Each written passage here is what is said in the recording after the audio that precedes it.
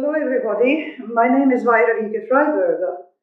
I'm a former president of the Republic of Latvia and currently the president of the Club de Madrid World Leadership Alliance, which is a body of over 110 former presidents or prime ministers of democratic countries. I'd like to send my greetings to the Boston Global Forum initiative for the G7 conference and wish you the very best success in developing recommendations and a framework for the topic of this conference, which is the ethical aspect and the ethical framework in AI development. The ethics aspect of artificial intelligence is a topic of current burning interest, and I'm very pleased to understand that your deliberations and your conclusions will be submitted to the G7 who are meeting in Canada, and generally submitted to discussion, evaluation, and suggestion by the community that is either directly or indirectly concerned about the development of AI.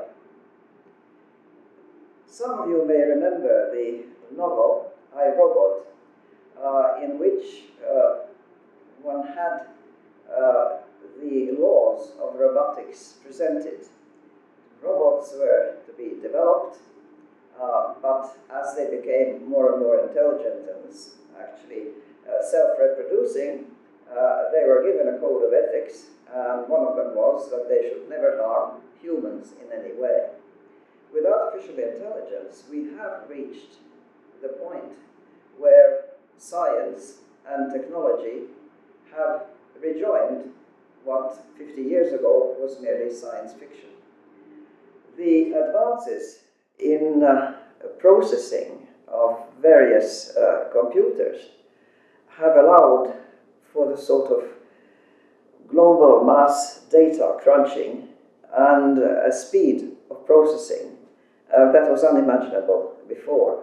And this capacity has changed the heuristics that you can use in developing AI applications for a variety of needs and solutions to problems that we simply could not imagine before.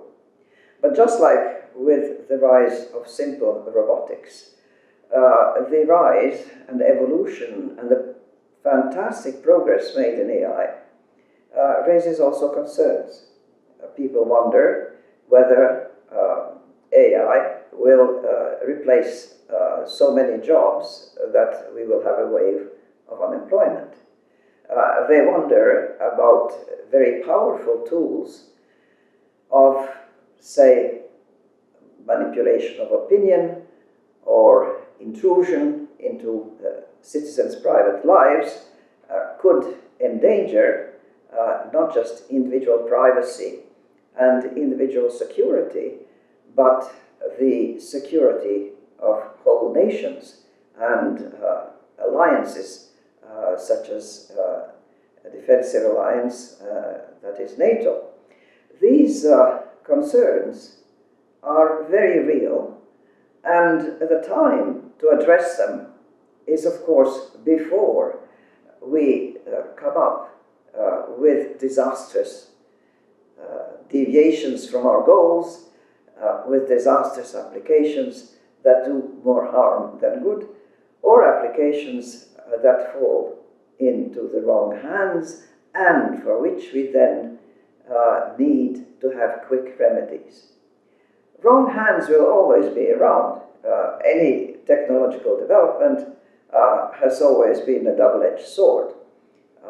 The first knife was a tool for cutting, it was also an instrument for hurting, and so it is with any human invention whatsoever. But even as we develop locks, and there are lock pickers, we have to strive to have ever better locks to keep us reasonably secure.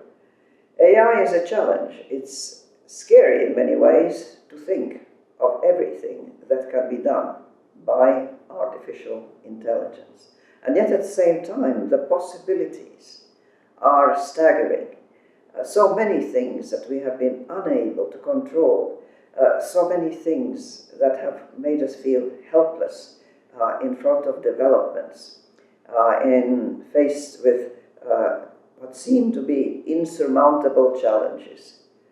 All that could be remedied by many an application that is, as we speak, is being invented or developed by either some lone individual, some lone wolf, who will come up with an extraordinary application, or possibly more likely by big corporations who have already shown the power of their research and their innovation and their creativity, big corporations who will undoubtedly make big strides in this field.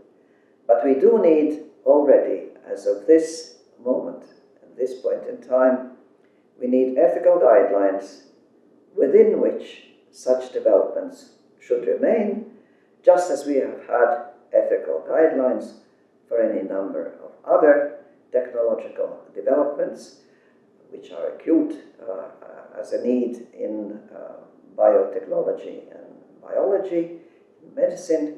AI as well needs an ethical framework.